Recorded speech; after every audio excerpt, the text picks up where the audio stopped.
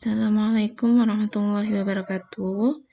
Di pertemuan kali ini kita akan membahas tentang materi sistem pertidaksamaan dua variabel, yaitu pada bagian keempat, yaitu sistem pertidaksamaan dua variabel yang terdiri dari pertidaksamaan kuadrat dan kuadrat. Sistem pertidaksamaan dua kuadrat yang terdiri dari kuadrat dan kuadrat adalah gabungan dari dua pertidaksamaan kuadrat. Jadi nanti akan ada dua buah grafik yang berupa kurva lengkung yang kita jadikan satu. Kemudian setelah kita padukan dalam sebuah bidang koordinat, nanti akan kita peroleh irisan dari daerah penyelesaian kedua pertidaksamaan kuadrat tersebut. Kalau pada pertemuan sebelumnya, kita membahas tentang sistem pertidaksamaan dua variabel yang terdiri dari linier dan kuadrat. Berarti kan ada satu garis lengkung dan ada satu garis lurus. Tetapi jika pertidaksamaannya kuadrat-kuadrat, maka akan ada dua buah kurva lengkung yang kita padankan. Tetapi secara umum, cara menggambar sudah kita pelajari pada pertemuan-pertemuan sebelumnya, begitu pula untuk cara mengarsir juga konsepnya sama. Contoh soal yang pertama, carilah daerah penyelesaian dari sistem pertidaksamaan. Di sini kamu lihat kedua-duanya dalam bentuk kuadrat, yaitu paduan antara Y kurang dari X kuadrat min 9 dipadukan dengan Y kurang dari atau sama dengan negatif X kuadrat kurangi 4X kurangi 3.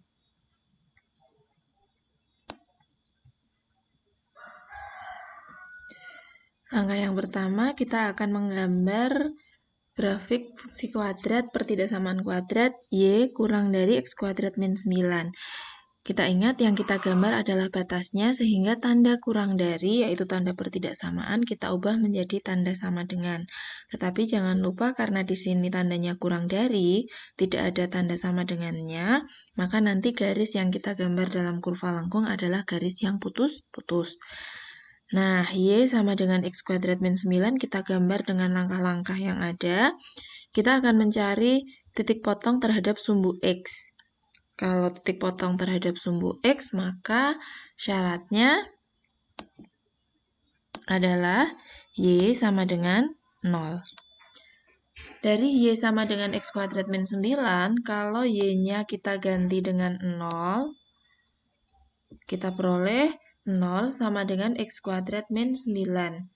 Atau boleh juga dibalik X kuadrat min 9 sama dengan 0. Karena sudah terbentuk suatu persamaan kuadrat, bagian ini yang akan kita faktorkan.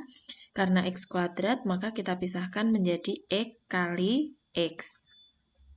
Lalu kita mencari dua angka yang memenuhi syarat. Kalau dijumlahkan hasilnya adalah B. B itu adalah koefisien X. Karena X-nya tidak ada, maka hasil penjumlahannya harus bernilai 0. Lalu syarat berikutnya, dua angka itu kalau dikalikan, hasilnya harus sama dengan C. C adalah konstanta, maka di sini syaratnya kalau dikalikan, hasilnya harus sama dengan 9. Nah, angka-angka yang kalau kita kalikan hasilnya min 9, di situ bisa 1 dengan 9. Karena min, maka min 1 dengan 9 atau 1 dengan min 9.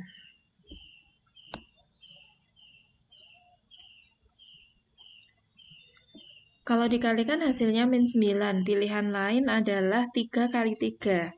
Berarti 3 dengan negatif 3. Nah, dari ketiga pilihan ini kan yang kalau dikalikan hasilnya min 9. Kita pilih yang dijumlahkan hasilnya 0. Min 1 tambah 9 hasilnya 8, 1 kurangi 9 hasilnya min 8, 3 kurangi 3 hasilnya adalah 0. Sehingga yang kita pilih adalah yang terakhir, yaitu 3 dengan negatif 3. Bisa juga kita tuliskan yang awal yang min. Min 3 dengan 3 itu sama saja. Setelah kita temukan dua angka yang memenuhi syarat, kita pisahkan menjadi dua, yaitu X min 3 sama dengan 0 atau X plus 3 sama dengan 0. Kita dapatkan X sama dengan 3 atau X sama dengan negatif 3. Berarti sudah ada dua buah titik potong terhadap sumbu X, yaitu pasangannya bukan 3, min 3, tetapi X, Y, 3,0 dan negatif 3,0.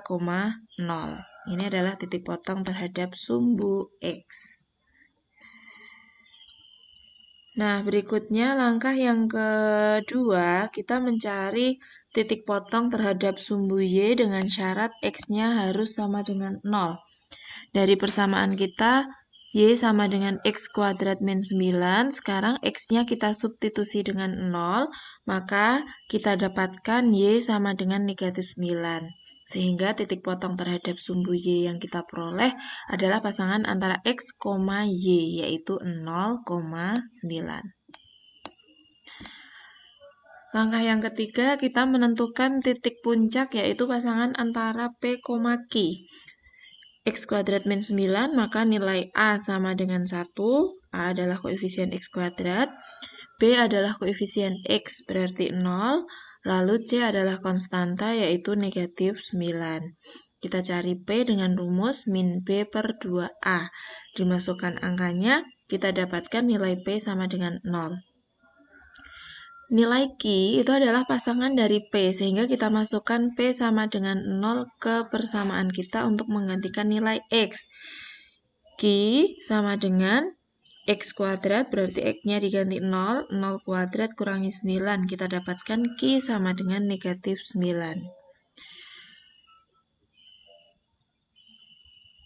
Oke, dari langkah tadi kalau kita gambarkan,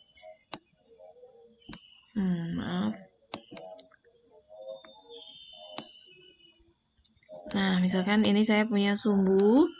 Yang tadi pertama adalah 3,0, misalkan di sini. Min 3,0 berarti di sebelah kiri sumbu X. Lalu titik yang ketiga adalah 0, negatif 9. Berarti dia terletak pada sumbu Y, misalkan di sini. Ini 0, min 9. Ternyata titik puncak kita juga 0, min 9, berarti tetap ada titik potong terhadap sumbu Y-nya. Kalau ini kita hubungkan, nah seperti ini, tetapi garisnya harus garis putus-putus. Kita peroleh grafik fungsi kuadrat kita berupa garis putus-putus yang melalui 3,0, min 3,0, dan puncak sekaligus titik potong terhadap sumbu Y-nya adalah negatif 9.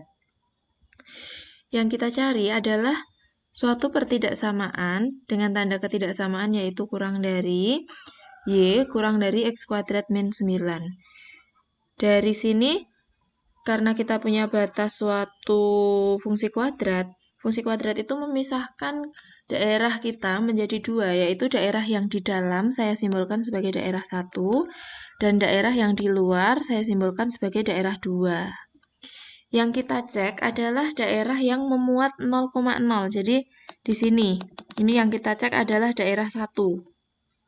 Kita masukkan ke dalam pertidaksamaan kita. Ini Y kurang dari X kuadrat min 9. X-nya diganti 0, Y-nya diganti 0. Kita peroleh 0 kurang dari negatif 9. Ini adalah pernyataan yang salah, karena sebenarnya 0 itu lebih besar dari negatif 9. Maka untuk daerah 1 ini adalah daerah yang salah. Sehingga nanti yang harus kita arsir adalah daerah yang kedua atau daerah yang di luar. Sehingga kita peroleh pertidaksamaan pertama terbentuk seperti ini adalah daerah penyelesaiannya. Nah, setelah kita gambar yang pertama, kita lanjut untuk menggambar grafik daerah penyelesaian dari pertidaksamaan yang kedua, yaitu Y kurang dari atau sama dengan negatif X kuadrat kurangi 4X kurangi 3. Kita ubah pertidaksamaan menjadi sama dengan dulu untuk mencari batas grafiknya. Y sama dengan negatif X kuadrat dikurangi 4X dikurangi 3. Langkahnya sama persis, kita harus menentukan titik potong terhadap sumbu X, maka Y-nya kita ganti 0. Kita dapatkan 0 sama dengan negatif X kuadrat kurangi 4X kurangi 3. Di sini karena koefisien X kuadratnya negatif, boleh kamu kalikan dengan negatif 1, atau kita pindah ke ruas kiri, sehingga kita dapatkan X kuadrat ditambah 4X ditambah 3. Kita faktorkan menjadi X kali X, lalu kita cari dua angka jika dijumlahkan hasilnya adalah B, yaitu negatif 4. Kalau kita kali hasilnya harus sama dengan C, yaitu 3. Angka yang kalau kita kalikan hasilnya 3 adalah 1 dengan 3, atau bisa juga negatif 1 dengan negatif 3. Nah, kita pilih dari dua pasangan ini, manakah yang dijumlahkan hasilnya 4? 1 tambah 3 hasilnya adalah 4, sehingga kita pilih yang pertama. Kita dapatkan X tambah 3 kalikan X ditambah 1. Lalu kita pisahkan, kita dapatkan X sama dengan negatif 3 atau X sama dengan negatif 1. Ini adalah titik potong terhadap sumbu X. Oke, lalu langkah berikutnya kita menentukan titik potong terhadap sumbu Y. Maka X-nya harus kita ganti dengan 0. Kalau X-nya diganti 0 berarti yang ada X-nya ini kan hilang, berganti menjadi 0. Kita dapatkan Y sama dengan negatif 3, maka titik potong terhadap sumbu Y-nya adalah 0, negatif 3. Lalu langkah berikutnya kita menentukan titik puncak yaitu P, Q. Di sini A adalah negatif 1, B adalah negatif 4, dan C adalah negatif 3. Jadi kalau titik puncak kita tetap pakai fungsi awal, tidak boleh menggunakan fungsi yang sudah kita ubah menjadi positif tadi. Kalau ini boleh dilakukan jika kamu mencari titik potong terhadap sumbu X. Nah, masuk ke rumus, diperoleh P sama dengan negatif 2, lalu P-nya dimasukkan untuk menggantikan X. Kita dapatkan Q sama dengan 1, sehingga titik puncaknya adalah negatif 2,1. Kalau kita gambar langkah-langkahnya, dari titik yang pertama sampai titik yang terakhir, kita punya sumbu X dan sumbu Y. Tadi titik potong terhadap sumbu X-nya adalah negatif 3,0, berarti dia terletak di kiri. Negatif 1,0 juga terletak di sebelah kiri. Lalu,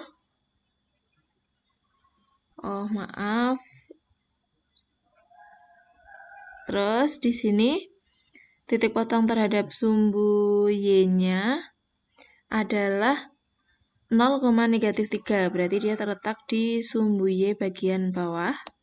Ini. Lalu titik puncaknya adalah negatif 2,1.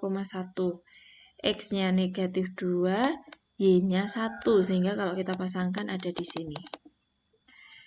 Dari 4 buah titik kita hubungkan. Nah, seperti ini. Ini adalah grafik dari Y sama dengan negatif X kuadrat dikurangi 4X dikurangi 3. Setelah kita gambar, lalu kita cek untuk daerah penyelesaiannya. Dari grafik ini kita punya dua buah daerah, yaitu daerah 1, yaitu daerah yang di dalam, daerah 2, yaitu daerah yang di luar.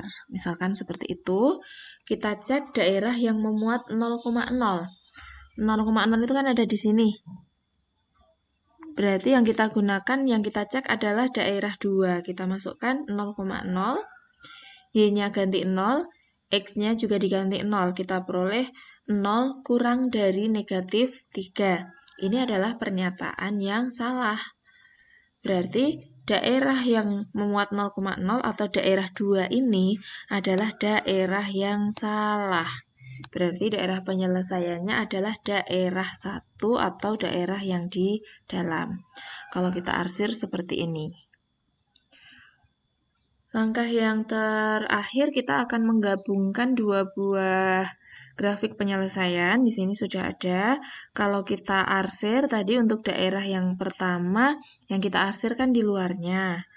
Untuk grafik yang kedua, yang kita arsir adalah yang di dalamnya. Berarti kamu bisa mendapatkan daerah yang diarsir 2 kali. Kelihatan ya, ini diarsir 1 kali cuma biru. Yang di sini diarsir 1 kali cuma merah. Yang di sini bersih, malahan tidak diarsir. Yang di sini juga biru. Kalau kita lihat yang di daerah penyelesaian ini gabungan antara keduanya.